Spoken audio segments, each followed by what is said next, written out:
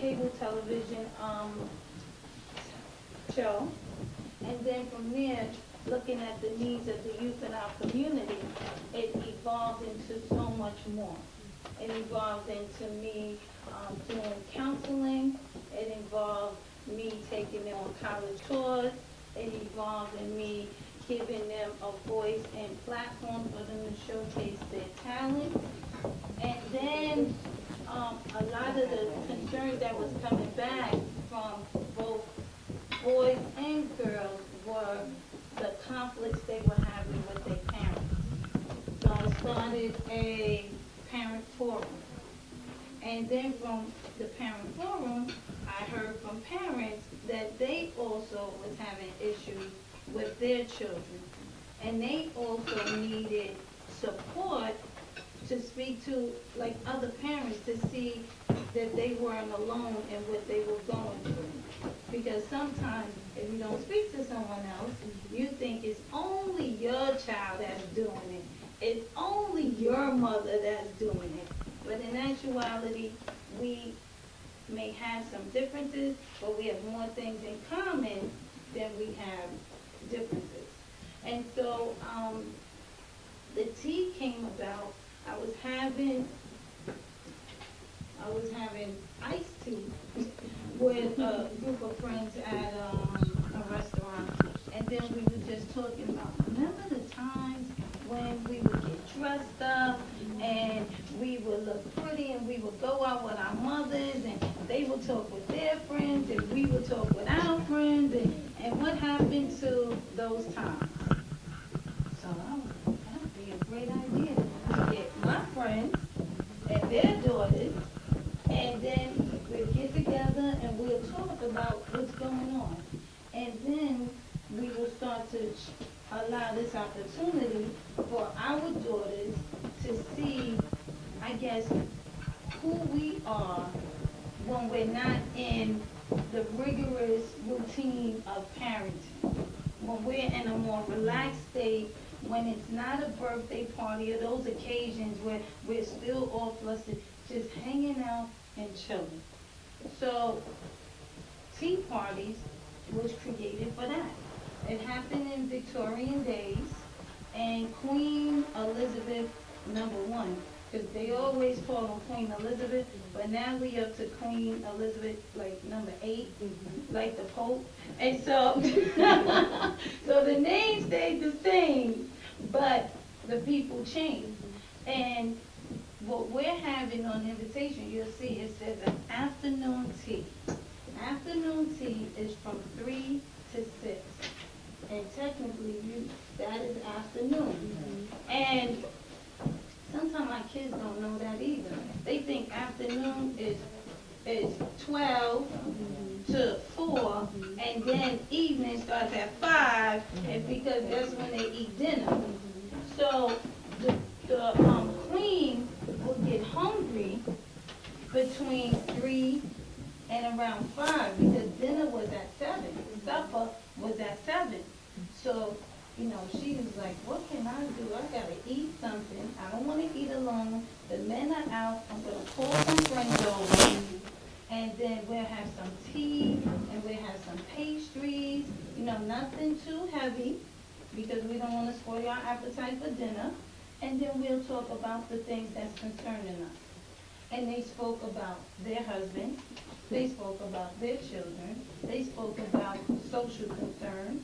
They spoke about things in ways they were going to make their community and their parliament better.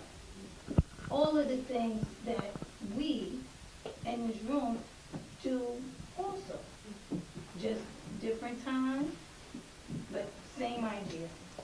So I figured if we wanted to create a group of young women that were going to be powerful like we dream, and successful like we dream and hope, and leaders in their communities, they need to see us leading and paving the way. And what that else to do it, then not just, my motto is don't talk about it, be about it. And because, see, it's easy to talk, but if our children never see us take the action, then it comes up void, because how do you want me to do this and this, but I never see you give back? How do you want me to make a difference in the community and I don't see you give to the community? How do you want me to be educated and I'm not watching you read a book? I'm not watching you get informed.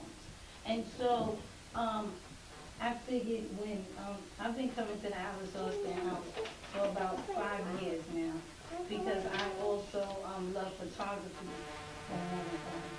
So I love photography, and I love the water, and I love the beach, and so any place that allows me to be able to take pictures, and then I can sit right out there on that tree over there and just bring a book and relax, then this became like my favorite spot and secret spot. And then I started sharing it, so I'm sharing it with you guys. Yes.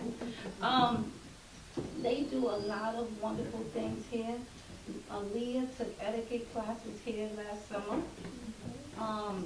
And it was great. Like, they taught her how to eat, how to hold a place setting. And the coolest thing that I thought they taught her was how to play squash. And then how to play croquet.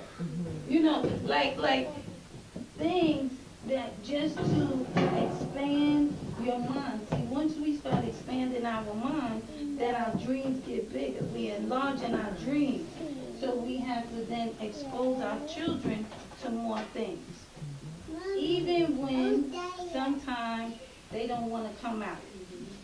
Sometimes our kids don't want to come. Sometimes they think what we go do is foreign. Sometimes they think we're corny. Sometimes they think we don't know what we're talking about. But I would say to every parent, at least I won't be that ambitious, but every 6 weeks you should introduce your kid to something new. And they should come someplace that you want them to go. Because every day we do things that they want us to do, right? We buy things we don't really want to buy. We see movies we really don't want to see. We want Nickelodeon and Disney Channel, and that is now what I watch. iCarly, Hannah Montana is my homegirl. You think that's what I dream? So if we could do that, Justin Bieber, I love him, right? So now, if we can do that, then they can go where we want them to go once every 6 weeks, right? And then we're learning from them, they're learning from us. And the one thing about this wonderful relationship about mother and daughter, and my mother's not here today, but she was here last year because she's a little under the weather, but I have my aunt with me. So we always, no matter how tall we get, how old we get, we're gonna need you guys. And we can always learn from you. But now the tricky thing is, when we are little, we need to learn a lot more from you. And we need you to do more. As we get bigger, we need you to do less, but we still need to learn from you. So we still need your wisdom. We still need your strength. We still need your encouragement. We still need those things. And we still got to tell, like, our daughters at certain ages, we have different ages in the room.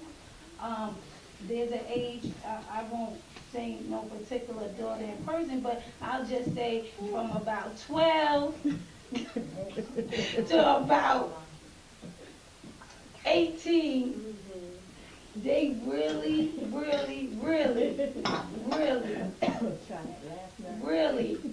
just think we don't know jack. And every mother who has a child that has been there, remember those times. But I could just say, when I spoke to my mother and told her I was doing this again, and when I used to get on her nerves, that time shall pass. So you'll get over it. But stick in there. When they want us to get off their